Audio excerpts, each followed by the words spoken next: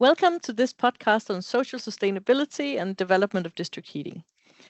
Social sustainability is an often overlooked type of sustainability. We are familiar with the economic and the environmental type of sustainability. We know what it is, we have tools to measure it and standard procedures for implementing it. But that is not where we are with social sustainability. In this podcast, my two guests will share their understanding of this third type of sustainability and help us see the connection to the development of district heating systems. So listen in as we dive into why district heating companies should think about social sustainability. My name is Hanne Kortegaard Støchkel. I'm with the Danish Board of District Heating, and I'm hosting this podcast.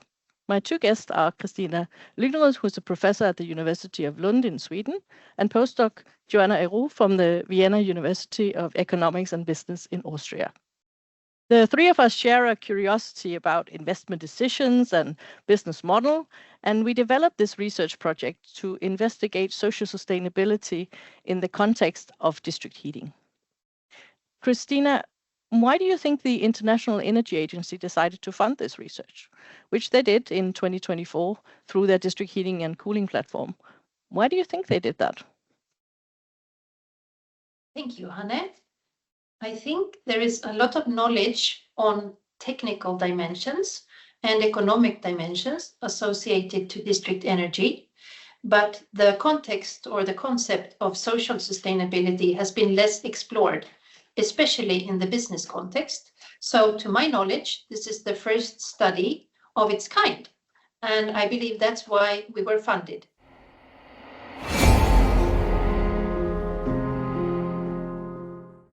Johanna, let me ask you a question we've met many times.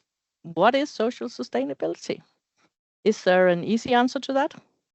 So thank you for inviting us here. That's a very tricky question, actually, and there is no easy answer to that. And that's a hurdle we found quite early on in our research, that social sustainability has many different aspects, many different understandings from different stakeholders. So the understanding we took for our research, and the one that is kind of the most widespread, is that social sustainability is about understanding and managing the impacts, both positive and negative, that your activity can have on its stakeholders. And stakeholders is a very wide range of stakeholders, both the internal of your company, the one that are impacted by your activities in any way, both now when you're doing your activity, but also in the future, because you have some impact that will also create some changes for future generations, for instance. So when we're talking about working on social sustainability, it's kind of at least mitigating the negative impact your activity can have, and in the best case, try to improve the social impact of your activity. And what we mean with this social impact, it can go from like ensuring a fair and transparent practices within your company, with your employees and your customers, but it goes also all the way to developing projects and partnerships with local partners, and to really ensure that the value you're creating is shared with the whole community, and that you engage with your local community and with all your stakeholders. The research also included a case study together with the city of Burnaby in Metro Vancouver, Canada. And we did a lot of in-person interviews with a wide range of stakeholders. Could you share some of the answers that you found particularly interesting? So interviews are always a very interesting thing. That's part of the research that I really love. And here when we were in Canada, what was really nice to see that the focus the interviewees had was quite different from what we could expect from our knowledge of the Europe context, for instance. So when we think about social sustainability in Europe, it can be linked to this idea of a fair and just transition, and the idea of fuel poverty, for instance. And fuel poverty was a thing that was not used at all in Canada. But there was a link that they made between district energy and health that we don't have so much in Europe, I feel. So that was also interesting to see that the idea of heating was much more linked to the idea of health compared to the idea of fuel poverty. And something that was also very nice for me to hear was the perspective of a different type of stakeholders. So usually we go for the customers, the district heating companies, the public authorities and all of that. But here in Canada, we try to have a very wide range of stakeholders, and we also discussed with kind of unusual interviewees. So architects, Office for Managing Disaster Events, or all those type of kind of more outsiders, but that also have an idea of district energy and also have a say in how it can develop and that are impacted by it or can impact it. And it was nice because, for instance, architects, they have their way of building their buildings, and district energy made them think about, okay, so how do we have to adapt our buildings for district energy, or what can it bring value-wise to our buildings?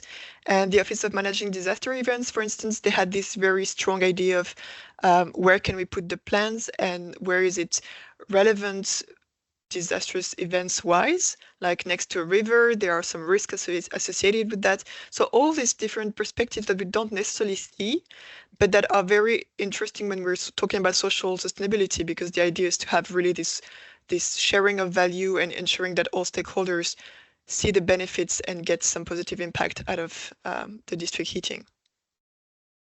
So I was wondering if you could give me some examples of social values that all stakeholders agree on, or where there was different views.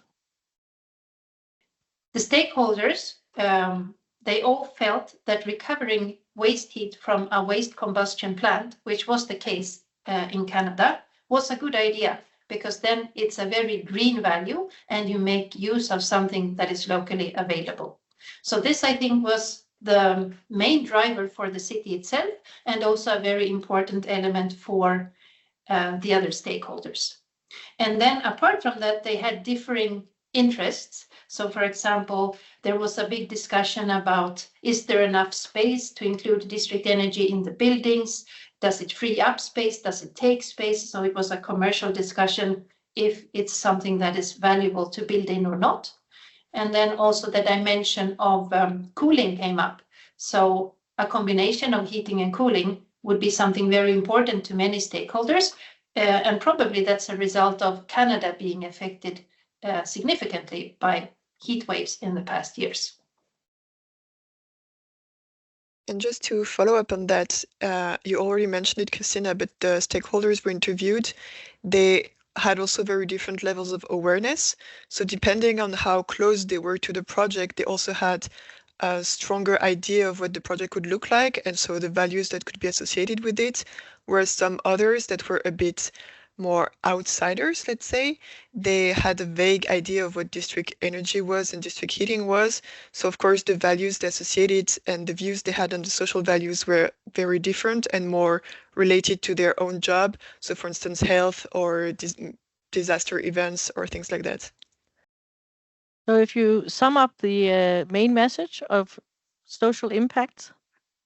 So in our research and from what we've experienced both in Canada and in other research projects we could have made, and from the literature review we've seen and all of that, it's become quite clear that social sustainability is something that is quite fuzzy. But what is very important about it is that the activity you have impacts both your local stakeholders, your internal stakeholders, but also your outside stakeholders. So the social impact is not just on the core part of your activity of district heating in our case, but it's also outside district heating, and it impacts all sorts of stakeholders, like architects, for instance, one example we've already taken. And to just emphasize what you say there, Johanna, I think thinking about business cases, it's really about considering activities outside of your core business. And when you do that, you anchor your business case to the local community. So if you are, for example, engaging with an educational institution, educating future generations about energy supply, then you also have a very positive link, because you get feedback from society, you get goodwill, that kind of interest, and you also establish a pool of potential candidates to hire later on. So that was just one example of how you can become somebody in the local community and can contribute to it. So I think that's the main social dimension that was really clear also in Canada.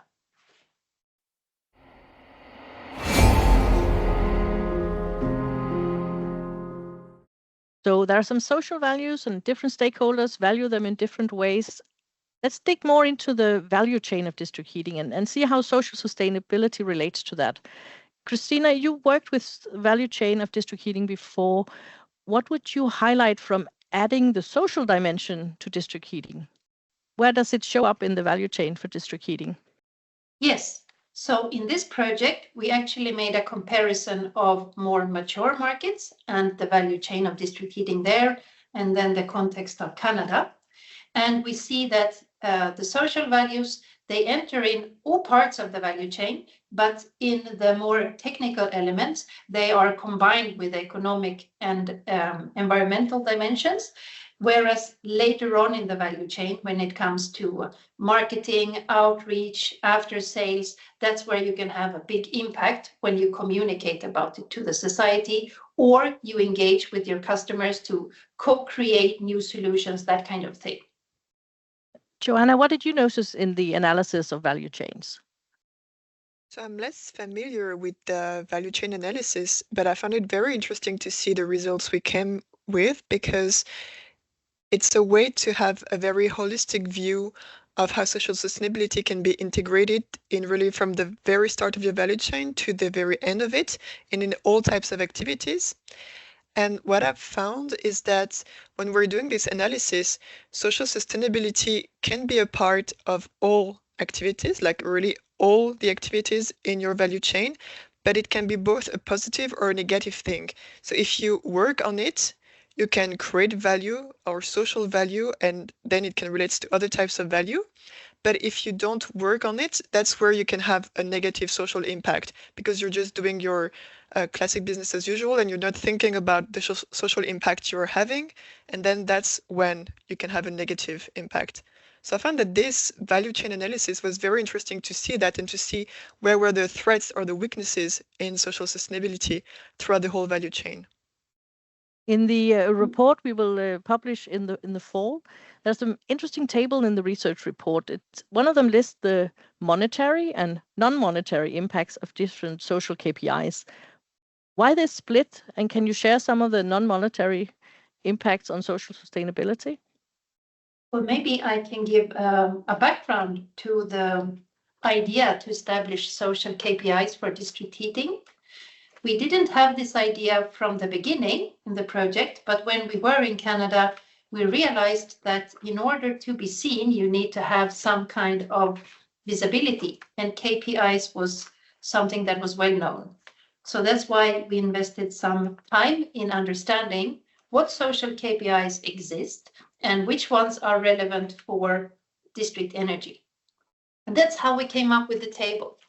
And it's split in two different parts, because some are very easy to identify as monetary, whereas others are much more intangible. And examples of intangible that are often a standard in companies, it's to have a good working condition set up for your employees, good salaries, equality of gender, that kind of thing. So we even saw that it's such sanitary threshold that we shouldn't focus on understanding those values. So they were omitted from our list of social KPIs, and instead we focused on other ones.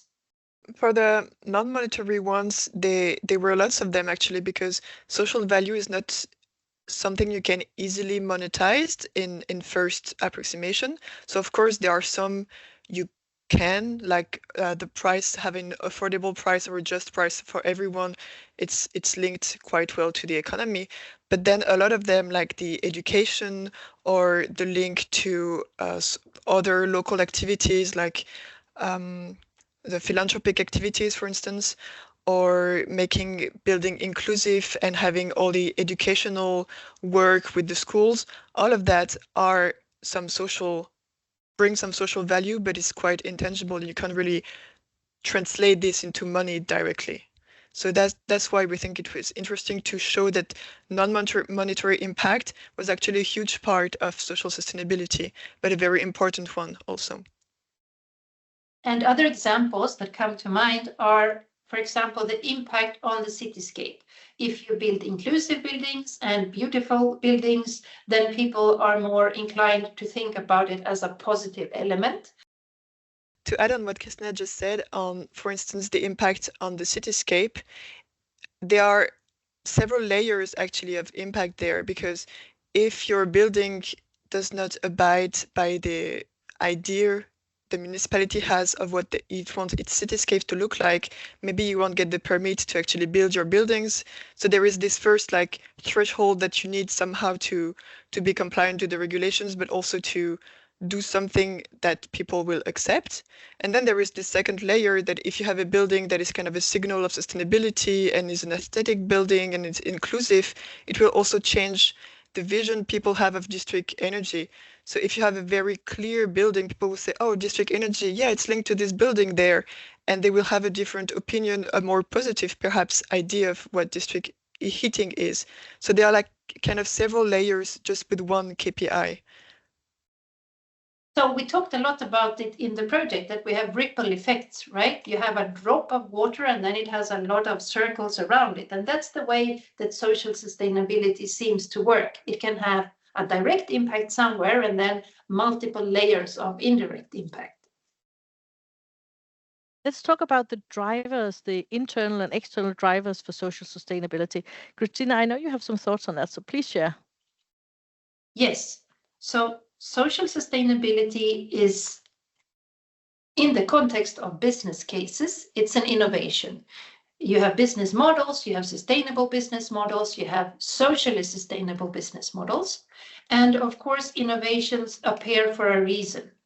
And the way I think about it, you have both external and internal drivers for the social dimension, where external elements that we see a lot in Europe, and also then to some extent in Canada, is the fairness and justice.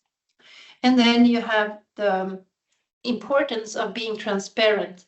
And we see new regulations in Europe on sustainability reporting, for example, and there you need to enhance the transparency of your actions. And that's, again, something where you have to show different dimensions of caring for your surrounding community and the planet.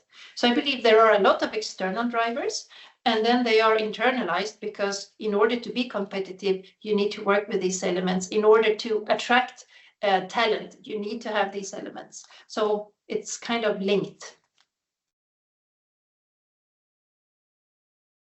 So there are things that could bring value to society and to the district heating company itself, which leads us to the next topic, how to make it happen.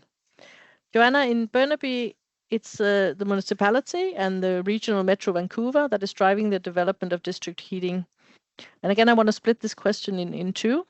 What can the municipality do to advance social sustainability in district heating? And second question, what can the district heating company do to benefit from including the social dimension?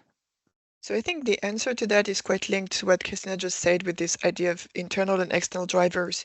So if we take the example of the municipality and the regional Metro Vancouver, they act kind of as the external drivers, and they can do a lot as external drivers because they can set up new legislation, they can work on the building code, for instance, they can also implement specific KPIs in their bidding process and their procurement process, and KPIs that, of course, social KPIs, like not just economic ones, to kind of force the district heating companies and the whole value chain to align with their vision of social sustainability and to implement it.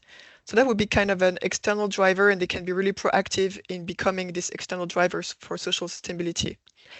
And I think also they can play a role in implementing some social sustainability activities into their own processes. So being kind of a very responsible municipality and setting the example also for the other companies around and for their partners. If in their own processes, they're very transparent, they encourage participation and community inclusion. They try to get out of silo thinking and to link urban planning with energy planning, with other types of planning, and really work in a transversal way throughout the whole municipality. I think these are very good examples, and then the companies they are working with can kind of see that the municipality is innovative and wants to go for inclusion, for holistic development and holistic thinking, and they can then engage in this dynamic. So they can be both an external driver and they can be an example that will help the dynamic and support the dynamic for the other actors and the other stakeholders. And I believe in Europe, we see first indications on social sustainability requirements in public procurement, in district energy and elsewhere. But these, there is often a knowledge gap. So you need to really be knowledgeable about social sustainability to put the right kind of requirements. But if you do, I think that can be a very good tool for a municipality. Yeah, I completely agree on that. And I think also on this knowledge gap, it's about building the criteria and the standards with the other actors so that you can't just put a new criteria and just expect somehow that the companies can abide with it. So there is a whole process also of co-creating. And here the municipality can be really a driver into setting this type of dynamic and this type of work with their with the other stakeholders, with the companies they want to procure with, and decide on the standards for the industry or the standards for the sector with them.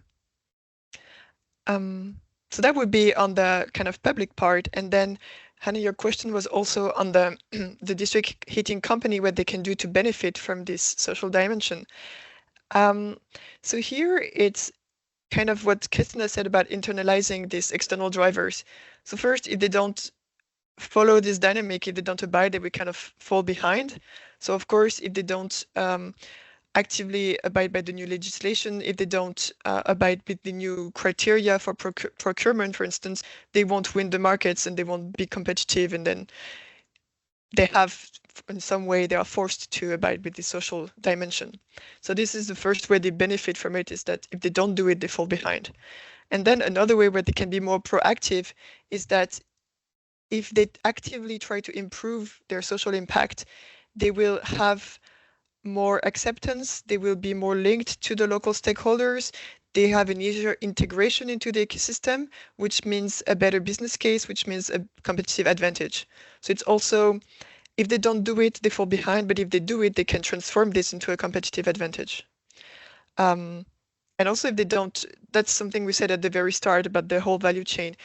If they don't try to improve their social impact, they will most probably have a negative one.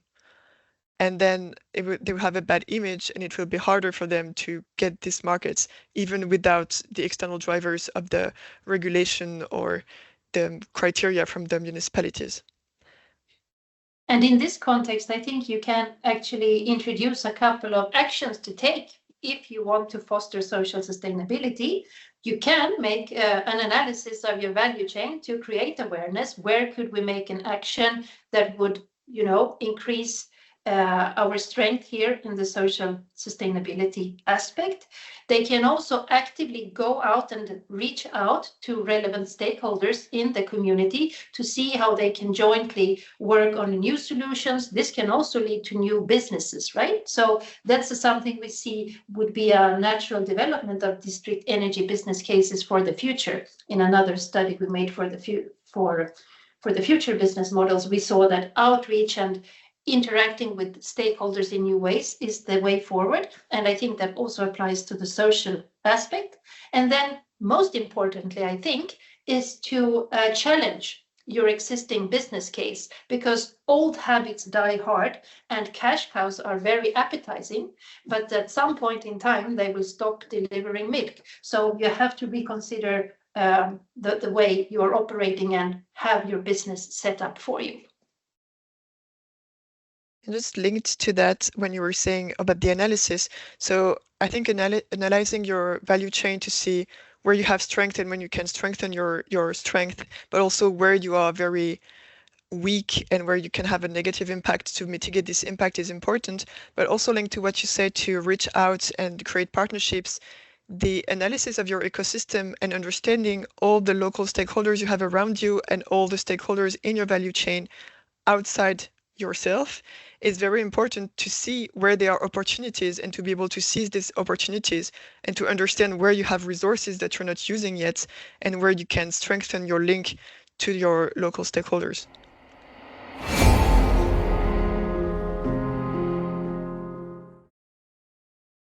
Social sustainability impacts also the business model. Kristina, can you explain why? Yes, we came across it in our talks here that what activities you do impacts the strength or competitiveness of your business model. And when you start involving the social dimension, this is when you kind of shift the boundary conditions of your business case. You engage with more stakeholders, as we said, you have new kinds of contracts with them, you shift responsibilities, you build things together, you maybe even co-invest together. So that's an important element of a social business model.